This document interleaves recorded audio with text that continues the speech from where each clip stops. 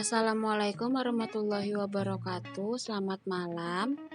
Kami dari kelompok 2 ingin mempresentasikan hasil tugas mata kuliah teori akuntansi yang berjudul Kerangka Konseptual. Kelompok 2 terdiri dari Siti Auliani Setianingsih, yang kedua ada Marcella Mendina Suha, yang ketiga ada Audina Safani. Yang pertama, kerangka konseptual. Suatu konstitusi, suatu sistem koheren dari hubungan antara tujuan dan fundamental yang dapat mendorong standar yang konsisten dan yang menjelaskan sifat, fungsi, dan keterbatasan akuntansi keuangan dan laporan keuangan. Kerangka konseptual adalah struktur teori akuntansi yang didasarkan pada penalaran logis, yang menjelaskan kenyataan yang terjadi dan menjelaskan apa yang harus dilakukan apabila ada fakta atau fenomena baru. Kerangka konseptual digambarkan dalam bentuk hierarki yang memiliki beberapa tingkatan. Pada tingkatan teori yang tinggi, kerangka konseptual mengidentifikasi ruangan lingkup dan tujuan pelaporan keuangan.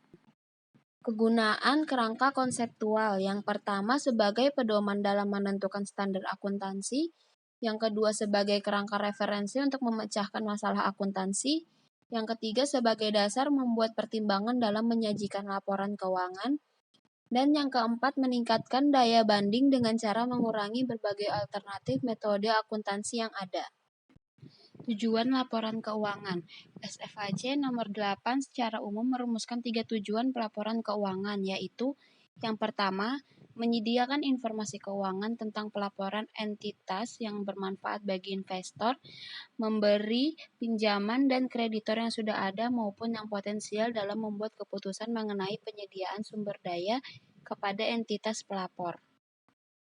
Yang kedua, untuk menilai prospek arus kas bersih yang dimiliki oleh suatu entitas, investor yang sudah ada maupun oleh calon investor, kreditur serta kreditur lain yang membutuhkan informasi tentang sumber daya entitas, klaim terhadap entitas tersebut, dan seberapa efisien maupun efektif manajemen entitas melakukan pengelolaan dan komisaris yang telah menyelesaikan tanggung jawab mereka untuk menggunakan sumber daya entitas.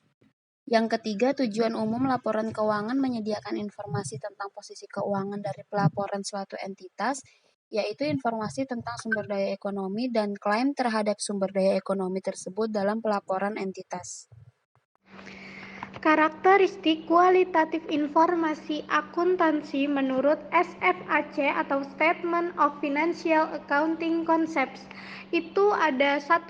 Understandability, 2. Relevance, 3. Reliability, 4. Comparability, 5. Predictive value, 6. Feedback value, 7. Timelines, 8. Verifiability, 9. Neutrality, 10. Representational faithfulness, 11. Materiality, 12. Ada benefit lebih dari cost. Menurut KDPPLK, karakteristik kualitatif informasi akuntansi itu ada 1. Dapat dipahami, 2. Relevan, 3. Keandalan, dan 4. Dapat diperbandingkan. Elemen laporan keuangan.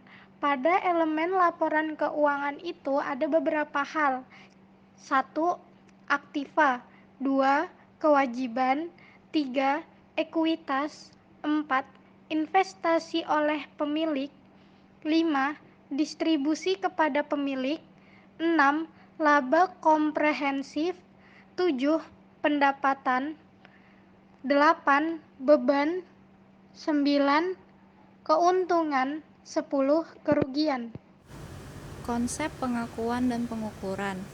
Pengakuan adalah proses pencatatan atau memasukkan secara formal suatu item ke dalam laporan keuangan suatu entitas sebagai aktiva, kewajiban, pendapatan, biaya, dan akun-akun lainnya.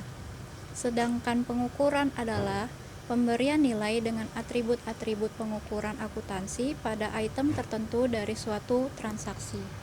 Kriteria pengakuan dan pengukuran. Ada 4 kriteria dalam pengakuan, yaitu yang pertama definisi atau definition, yang kedua keterukuran atau measurability, yang ketiga relevan atau relevance, dan yang keempat keandalan atau reliability. Kemudian ada 5 kriteria dalam pengukuran, yaitu yang pertama harga perolehan atau historical cost, yang kedua harga kini atau nilai ganti, atau disebut current of replacement cost. Yang ketiga nilai pasar atau current market value.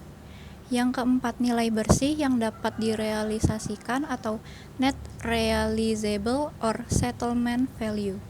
Dan yang terakhir nilai sekarang atau present value. Langkah-langkah yang dilakukan dalam penyajian laporan keuangan. Yang pertama, neraca saldo, kemudian yang kedua jurnal penyesuaian, yang ketiga neraca lajur, yang keempat laporan keuangan, yang kelima penyesuaian dan penutupan, keenam neraca saldo setelah penutupan, dan yang terakhir penyesuaian kembali rekening-rekening tersebut. Sekian presentasi dari kelompok kami, kurang lebihnya kami mohon maaf. Wassalamualaikum warahmatullahi wabarakatuh.